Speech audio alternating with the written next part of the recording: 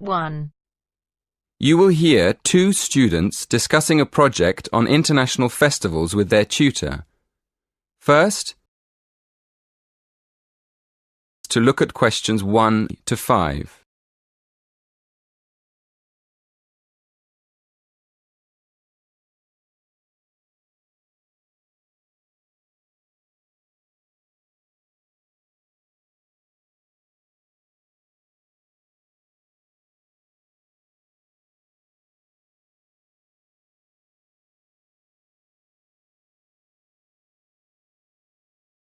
Listen carefully. Good morning. Shall we start by looking at the topic of your project? So, what have you decided to research? Well, we thought we'd compare festivals in different countries and see if any of them are similar. Yeah, you know, like the carnival celebrations in South America and the water festival in Thailand. OK. What exactly are you planning to study? The origins of the festivals? The types of celebration? People's attitudes towards the festivals? We were planning to look at the origins of the festivals and the time of year they're celebrated. We're thinking of looking at the connection between the seasons in different countries and the actual festivals, and then looking for similarities between countries that are quite far apart. Well, that sounds interesting. Did you say you've already started researching into the carnival? Yes. We've already found a connection between the carnival and the seasons. For instance, some researchers say that a very long time ago in Europe, people used to put on colourful masks and costumes at the beginning of the year to celebrate the end of winter, and then they could get ready for spring. Right. And then what happened? Well, as the years went by, the purpose of the carnival changed and it became a religious festival. These days, there are big carnival celebrations in countries all across the world, like Brazil and India and Indonesia. But an interesting thing we discovered is that in some countries, people celebrate the carnival by throwing water at each other in the street. Well, we thought that obviously this is because carnival's celebrated at the hottest time of the year, just before the rainy season. So splashing people with water is a very good way of cooling them down. Before you hear the rest of the conversation, in the exam you will have 20 seconds to look at questions 6 to 10.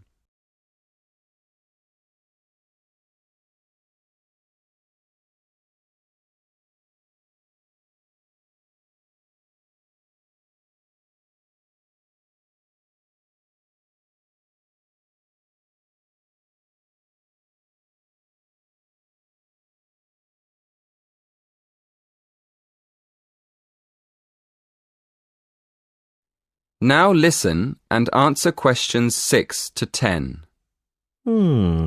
Yes, that makes sense. Did you look into any other festivals? Yes, we did.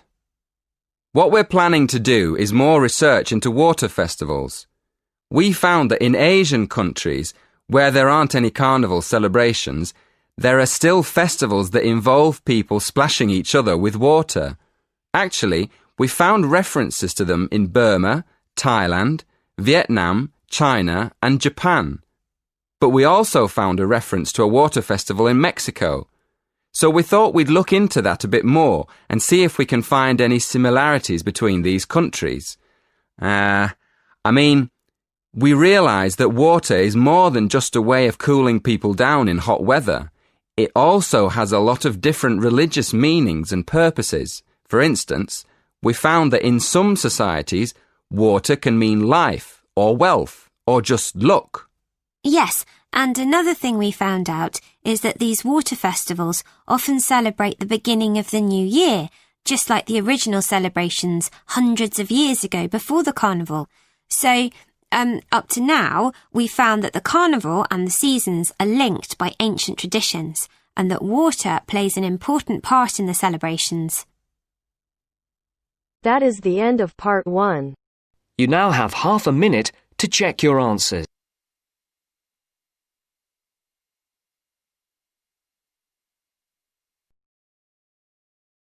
Now turns to part 2. Part 2. Listen to the whole survey in the correct order and answer the questions. First, look at questions 11 to 14. Listen carefully. Excuse me. Good morning. We're students from St. Anne's School and we're doing a class survey. Have you got 5 minutes to answer a few questions? I suppose so. What are the questions about?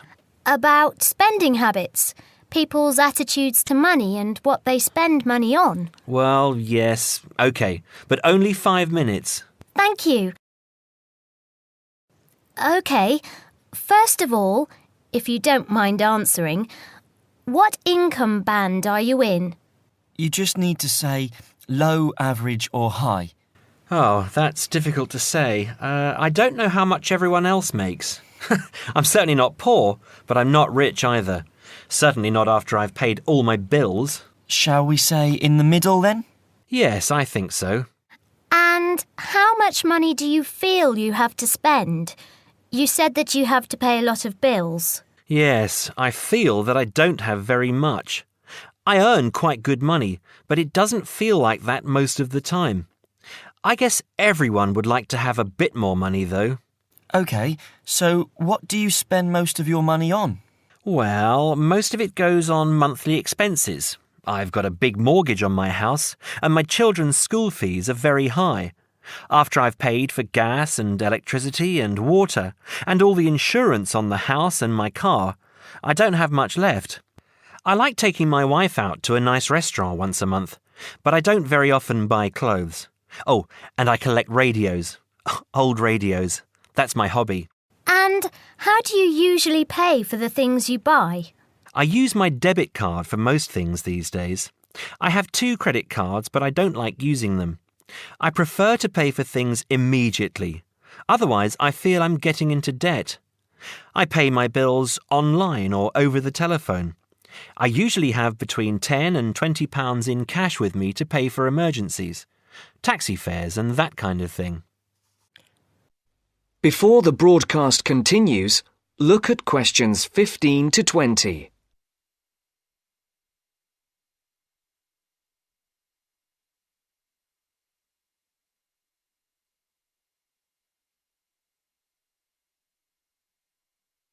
You will now listen to the second part of the talk.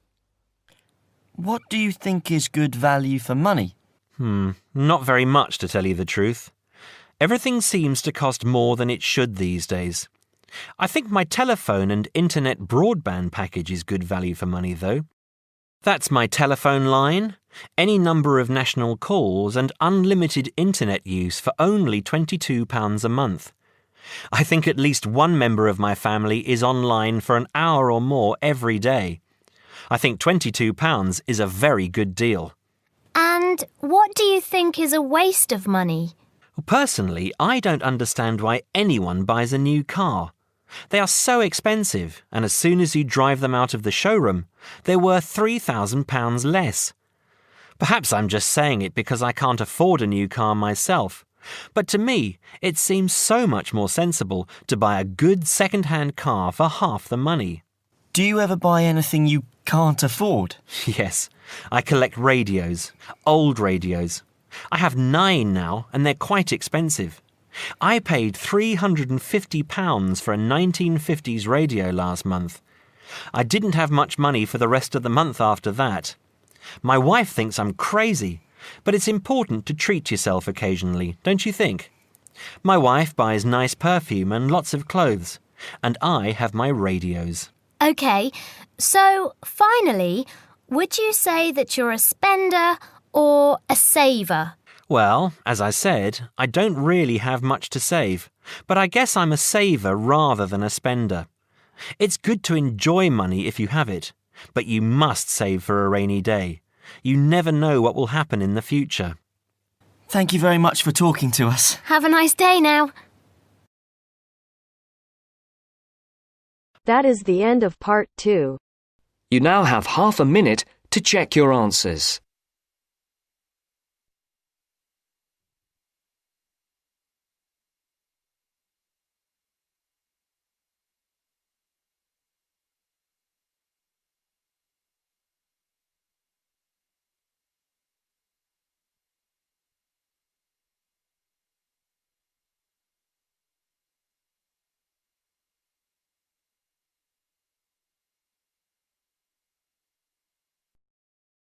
Now turns to part 3.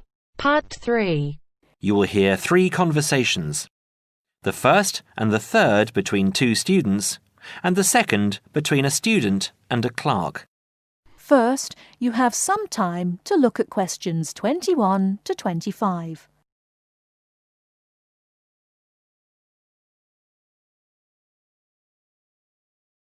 Now, listen carefully and answer questions 21 to 25. I'm looking for the main hall. So am I. Are you going there to register for next year? Yes, I was told to go to administrations and fill in an application form.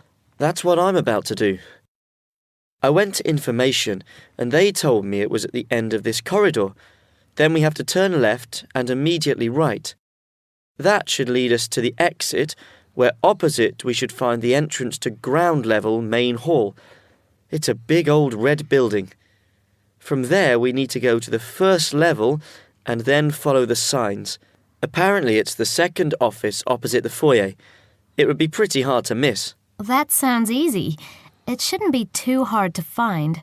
Well, since we're both heading in that direction, let's go together. Hopefully it won't take too long. I haven't had anything to eat and I'm starving. Me too. Well, how about I go to the canteen and get us something while you make your way to the main hall? I'm sure there's going to be quite a wait. There always is. I can meet you there. Sounds like a good plan. What do you want me to get you? How about a chicken and salad roll and a drink? Okay.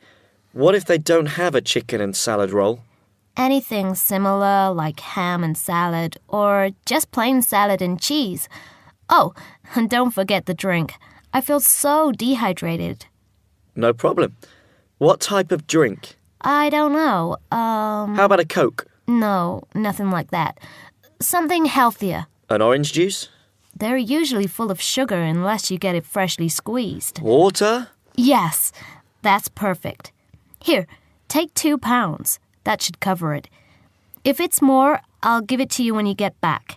I only have a 20, and you know that they get cranky if you give them large notes. Okay. See you in 5 minutes. Before you hear the rest of the talk, you have some time to look at questions 26 to 30.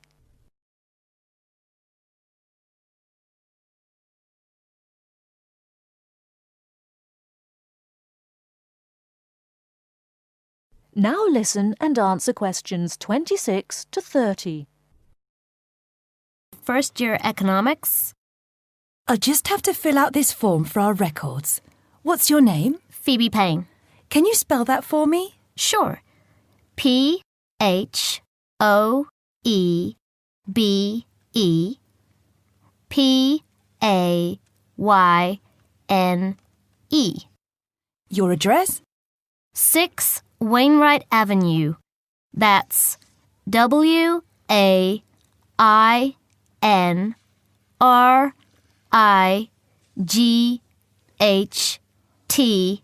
Nottingham. Nottingham. And your phone number? It's not connected yet. I've just moved in. OK. When you get your phone connected, contact us. I'll just make a note that your phone number is to be advised. I'll do that. What course were you doing? Law? No. Economics. First year. First year economics. Yes, that's right. OK. Take this card across to the economics department and get it stamped. And then you need to come back here to pay your fees. I've made an arrangement to pay in installments. Do you have any documentation verifying that? Yes, I have a statement from administration. OK, when you return, we'll have a look at it. Thank you very much. Here you are. It was quicker than I thought, but I have to get this card stamped and return here to organize my fees. That's good. It means that I won't have to wait long either. How did you get on? What with? Oh, the food. Well, there wasn't much left, so I got you a cheese and tomato sandwich and water. That's fine. Do I owe you any more? No, I need to give you back £3. But I only gave you 2. Oh, yeah. I thought you gave me a £5. OK, so we're square. So what do I have to do? Go to the desk and give your personal details. Then they'll give you a card that you need to take to your faculty. What's your major? Environmental science. Okay, so you'll have to take the card to the environmental science faculty and get the card stamped, return to administration in the main hall, and organize your fees. And that's it? Yes, that means you're registered. Then we receive a letter with the details of our course where we'll be informed to go to the notice board or online to find out when and where our lectures are. OK. Let's have this bite to eat first. That is the end of part 3. You now have half a minute to check your answers.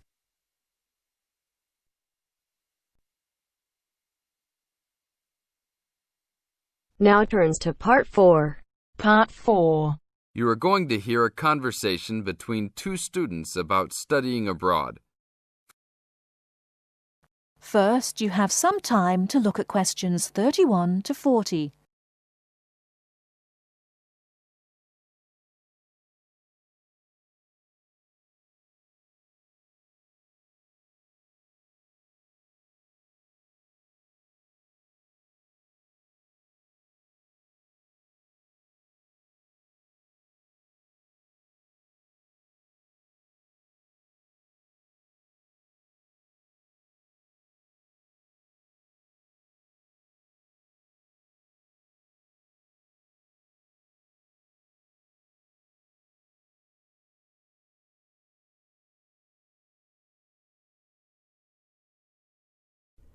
Now, listen carefully and answer questions 31 to 40. Hey Mary, how's school going? Haven't seen you in a while. What have you been up to? John, good to see you again. I've been really busy the last couple of weeks. I'm applying to study abroad next year. Really? So am I. I think it will be a great experience to be able to study in another country. What country do you want to go to? At first I wanted to study in Africa, but my parents really don't want me to go there because they think it will be dangerous. So now I'm thinking about going to Spain, Italy or Japan. Actually, I think Africa would be a fascinating place. I would want to go there to visit. Maybe not to study, but definitely I would want to go visit. For next year, I want to go to either China or Germany to study. But my parents can't afford any European countries. So maybe... Why China or Germany? Well, I want to go to China because I think it's a really interesting country with a long history. Plus, it has been changing so much, and I think it is a great time to be there. I really want to improve my Chinese also, and I've been taking Mandarin courses the last 2 semesters. I would want to go to Germany because my mother is German, and I want to learn more about my cultural background. How about you? Why the countries you chose? Well, I want to go to a Spanish-speaking country. I took Spanish in high school, so I figure if I go to a Spanish-speaking country, I'll be better off knowing some of the language already. But I have already been to Mexico many times, and South American countries don't have classes for my major, except for Brazil, but they mostly speak Portuguese there. I would want to go to Italy because I want to do a study about ancient Roman civilization. It has always been a dream of mine to go and see Pompeii and the volcanic ruins. Plus, my family has Italian roots and I love Italian food. I want to go to Japan mainly because my girlfriend was born in Japan and always tells me all of these fascinating stories about Japanese history and culture. I am a big fan of sumo wrestling also, so I've always wanted to see a sumo match in person. I really love sushi and almost all Japanese food. Recently, I have started to watch some Japanese baseball too. But of course, these are all secondary reasons. My main reason is of course my girlfriend and understanding her culture. I don't speak any Japanese though, so that is my major drawback. I think it is much better to go to a country if you can speak the language. That's great. When do you have to decide by? I have to finish all my applications this week. I'm really stressed trying to finish everything, on top of all my schoolwork. I'm almost done with my applications. I just have to finish the Italy application. I think my last choice is Italy, so I'm doing that one last. How long do you want to go for? I think I'm only going to go abroad for 1 semester, or else I won't be able to graduate on time. I have many classes left until I can finish my degree, and I'm not sure if I will be able to take them studying out of the country. I think I might be able to study in Spain because my Spanish is fluent, but definitely not in Italy or Japan, unless they have classes offered in English. I want to go for a year. I've heard that it's better to go for a year because you get a full experience and get a better grasp on the language. But I understand that most people can't finish their degree in time. It was hard trying to decide which country I would rather go to, but I think my first choice is to go to China. I know Germany will be great also. Either way, I will be thrilled to have the opportunity to study there. What's your first choice? I really don't have one. Actually, I think I'm like you. Just being able to study in another country will be great. Either Japan or Spain will be awesome. Italy will be awesome too. But I've been there a bunch of times, so I think I prefer to go somewhere else. Sounds exciting. We'll have to go to class now. It was great talking to you again. See you around next time? Yeah, sure. See you around. Hope that everything goes well. That is the end of part 4. You now have half a minute to check your answers.